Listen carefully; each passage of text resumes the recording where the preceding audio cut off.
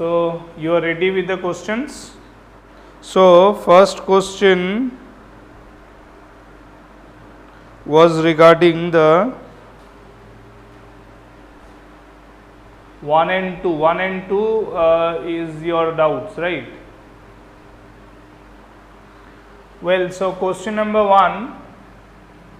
In question number 1, there are two parts. In question number 1, part 1, that is about an arrangement where I have given two plane mirrors at 90 degree to each other perpendicular, and I have given one incident ray at an angle of 60 degree with the first mirror which is marked as AB, second mirror is BC, right?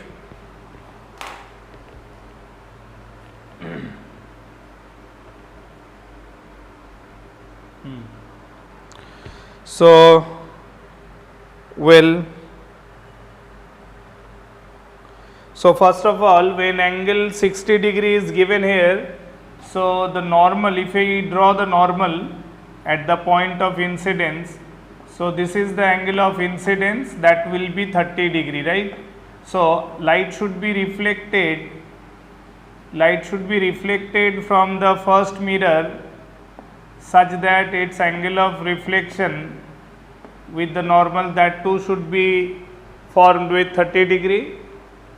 So therefore I can say the reflected ray will make an angle further 60 degree with the mirror surface. So this is being 60, this is 90. So 90 plus 60, 150. So this should be 30 again.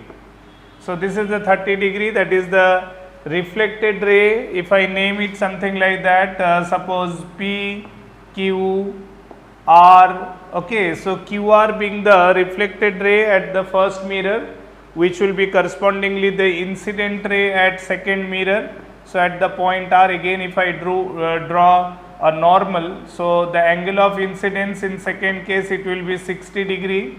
So the light ray will be reflected making angle 60 degree. So question was what will be the angle of reflection, find the angle of reflection for mirror BC. So for mirror BC the angle of reflection will be 60 degree. So this answer will be 60 degree. Okay, I hope you understand this. So we'll now moving to the second question, second part of first question. There it is saying that two plane mirrors are at an angle of 120 degree, or is it 120 degree? No, 100 degree. 100 degree is the angle between two, and one of the first incident ray on one mirror is taken as if it is parallel to the second mirror, that is BC. This time AB is the first mirror, BC is the second mirror. So again, for example, PQ is taken a line parallel to the BC. So if it is parallel to BC, then I can say this is being the normal, this line is normal. Okay, so with the normal, this one, this is being 100 degrees, so this must be these two being parallel line. So this is 80 degrees, so this is 10 degree. With the normal we can see the incident ray makes 10 degree. So my question was find the angle of reflection for mirror BC. So first of all, after reflection this light ray will move to the plane like this. It won't move towards the second mirror. Are you getting it?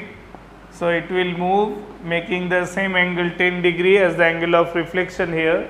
So that means this light ray will not, as per question, though I have asked it about the reflection, angle of reflection at plane mirror BC, but the answer will be something like that. In this case, the reflected ray at mirror AB will not be incident on BC because it will move away from BC, right? In question number 1, part 3. In part 3, there are two plane mirrors at an angle 60 degree to each other. This time the angles between the mirrors taken 60 degree.